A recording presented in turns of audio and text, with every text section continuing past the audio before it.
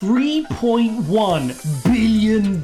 That is the amount owed by FTX to just the top 50 creditors. We have a single creditor on FTX who is owed in excess of $226 million. We're going to break down the latest updates on the FTX saga. We've also still got a bunch of Ethereum being dumped and Bitcoin continuing to fall below $16,000. What does this mean for price action? What effect will this ongoing contagion have? And as you can see here, guys, the latest court filing came out and you can see the breakdown of all of these creditors. They've not shared the names, which is interesting. We did see that on Voyager and Celsius, but here we don't have the names. But what you can see here is the list. So the top person, 226 million, then 203 million, 174 million. I have reason to believe that one of these two at the top is Sequoia Capital. We know there are major funds invested, such as Galaxy Digital as well. And these are the biggest creditors who are looking in the queue to get their money back well before you or an average retail investor gets their money back, which, let's face it, is far more important to you than 226 million on somebody else's balance sheet who is not their funds anyway, right? Now, here's what makes it a little bit more difficult to get a hold of your money, and this is what's absurd. The new FTX CEO, yes, he gets $1,300 an hour. Guys, $1,300 an hour. Now, if that's not enough, is that other staff members are charging out at about $1,000 as well. So the chief administrative officer, chief financial officer, and chief information administrator. So this is where you start to understand that filing bankruptcy is a complete corruption nightmare in and of itself as well. It's aimed for you not to get your money back. All of these salaries that are operating, the people who are running the Twitter pages for FTX, the people who are doing all of this stuff, they're still continuing to get paid and will get paid while they long out this process well before you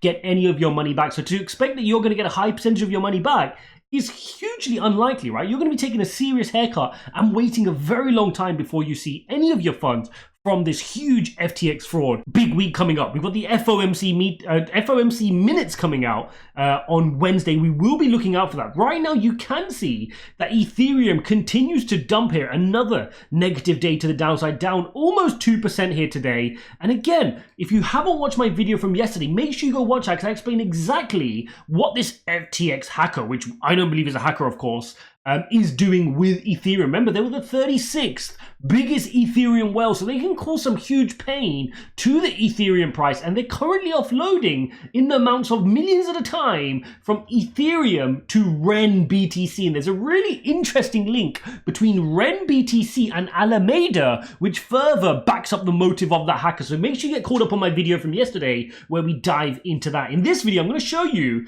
a key catalyst because Bitcoin is falling 1.3% today. Another two horrible down days here as we break down from our symmetrical triangle. You can see here we met our first price target here, trying to hold some support from this pivot point, right? This pivot point around the 16,000 level, important psychological level, but also from a structure here as well. Next, if we lose this level, I'm expecting the price to come down to the bottom here to retest those initial lows at 15,500. And this was all to be expected. I said when the initial collapse happened for FTX, guys, do not think this is it. We've got a lot of contagion coming, so do expect more downside here on Bitcoin, and I'm waiting to test some of those levels. Now, what is also not helping this, which I broke down over the last few videos, is the movement of the dollar index. It's important that we look at the dollar index because this is inversely correlated to Bitcoin. And I continue to express that if this continues to relief rally here, as you're seeing, if you just look at this, look at the candles here, nice relief rally here on the 4-hourly chart, a number of green 4-hourly candles relief rallying here on the dollar index. That will continue to cross risk on appetite and therefore Bitcoin as well. So not only could Bitcoin not participate when the dollar index was falling, we should have expected Bitcoin to rise, but when the dollar index starts to relief rally, Bitcoin will have that downward pressure as well. So it's like damned if you do, damned if you don't right now, all because of this FTX saga ensuing. So in other words, what I'm seeing here is if I bring out the 4-hourly EMA ribbon, you can see here it's broken above the 4-hourly EMA ribbon. So in other words, what we're seeing here on the dollar index is there's not going to be any short-term reprieve, it looks like. Unless we can get a quick big red candlestick and throw us back to the downside, that is best case scenario for crypto and the markets. Can we do that? More likely, however, is if we switch up to our daily chart, look at the daily EMA ribbon and look at where my arrow goes. I'm expecting a good positive. I said this 3 days ago, guys, and you can see it playing out. 3 strong days on the dollar index. We know there continues to be issues around the Russia-Ukraine war. There's fears around inflation. This is going to continue to propel the dollar index here as we run into our EMA ribbon. You're seeing the euro is weakening to the dollar, down 1% today, as is the GBP, down 0.6%. That is what's fueling this dollar index, right? They want other currencies to be weaker than the dollar index and than the dollar, and that's what leads the dollar index to have positive days. So if it continues to do so, it's going to run up to its EMA ribbon. I'm expecting a 109 level here, up to just 109.8 here, where this EMA ribbon is for the dollar index, which could spell a difficult week here for crypto, and that is exactly what we're seeing play out. So I've personally got my limit orders set at that 15,500 level. I never do exact numbers, remember, I always do it slightly away from the target that I actually want, and I've got some lower limit orders well below then. So if we do want to test 15,000 all the way down to 14,000, I'm looking to take advantage from this. Now, why is it that that 14,000 level is so important to me? Well, let me explain. If you look at the previous cycle, you ran up here to 20,000. You came down to 3,000, and then on your attempted run back up, you got rejected from 14,000 here. That is where that important level comes from now, which is why that 14,000 level is going to be so important that it holds up as support if we lose that 15,500 level. So those are the key levels I'm looking out for. I'm expecting dollar index to continue to show strength. You can see that people are now starting to rotate across into expecting 50 basis points at the next meeting, but people are under no illusion that inflation is still high. The Fed still needs to increase interest rates, but maybe they're just going to slow down somewhat. So people are being pragmatic. They're pricing in that pivot, but they're not going over the board and expecting things to suddenly change overnight. Fear and greed index sitting at 21. This has fallen since yesterday, which was at about 24. So extreme fear continues to be in the market. And obviously, if we lose this 16,000 level and start heading down to 15,500, markets will be even more fearful. You're seeing a lot of altcoins moving to the downside today. You've got Solana down 4%. You can see obviously Ethereum dumping due to this the SBF hacker, right? We'll call him the SBF hacker.